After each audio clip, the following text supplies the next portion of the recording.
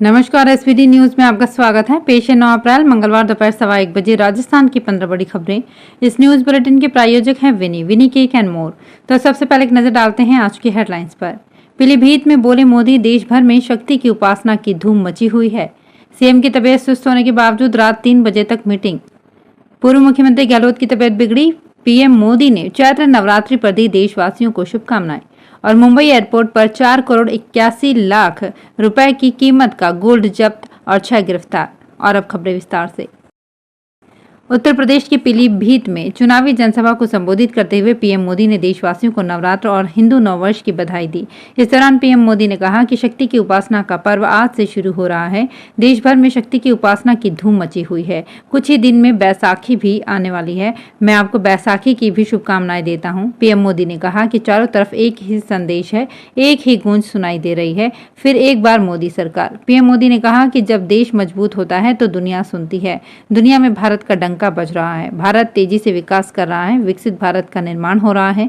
PM Modi ने कहा कि जब नीयत सही होती है तो नतीजे भी सही मिलते हैं। इससे पहले उत्तर प्रदेश के मुख्यमंत्री योगी आदित्यनाथ ने इस रैली को संबोधित किया।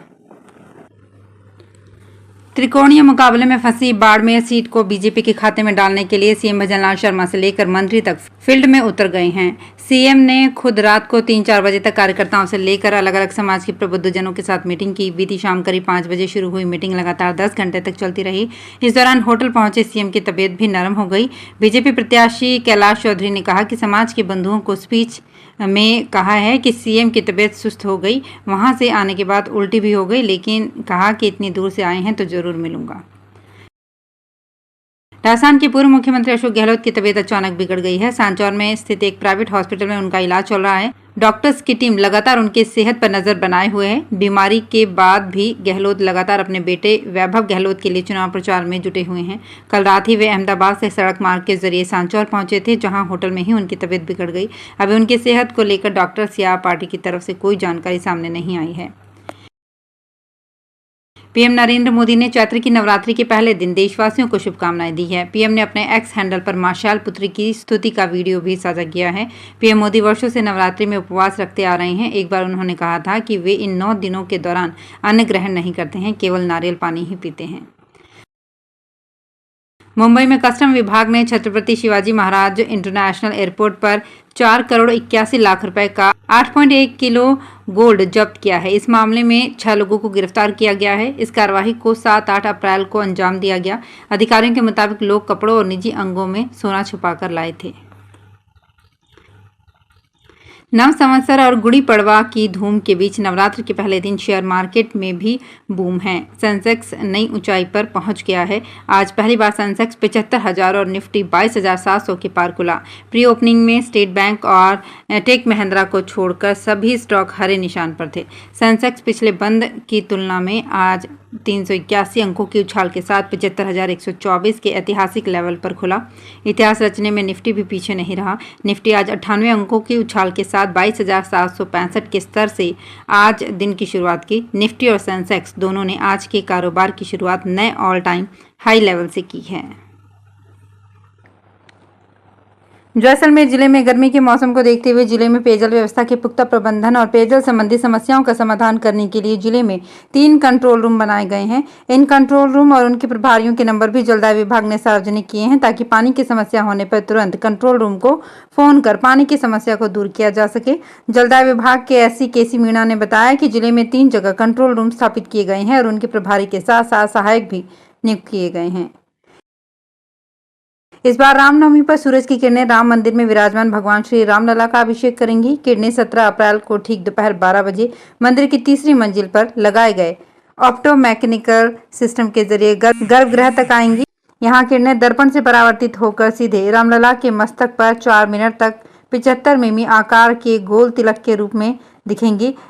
इस सूर्य तिलक को देश के 2 वैज्ञानिक संस्थानों की मेहनत से साकार किया जा रहा है। मंदिर के पुजारी अशोक उपाध्याय के मुताबिक कुछ दिन पहले सूर्य तिलक के लिए वैज्ञानिक उपकरण गर्भगृह के ठीक ऊपर तीसरी मंजिल पर लगाए गए हैं।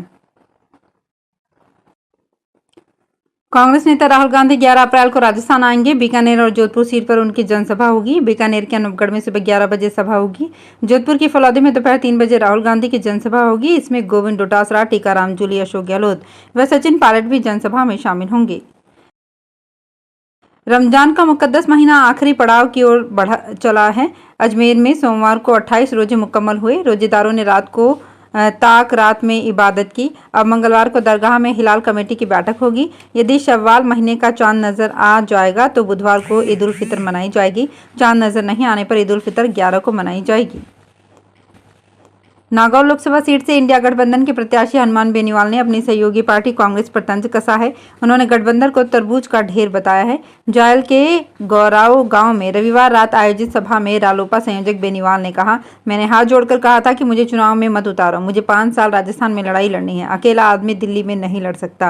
उन्होंने कहा, मैं कांग्रेस जिला अध्यक्ष जाकिर हुसैन गेसावत और कांग्रेस प्रदेश प्रभारी सुखजिंदर सिंह रंधावा को बार बार कह रहा हूँ कि नागौर में इस समय कांग्रेस के 5 से 7 लोग ऐसे हैं जो कांग्रेस का दुपट्टा पहनकर भाजपा का प्रचार कर रहे हैं।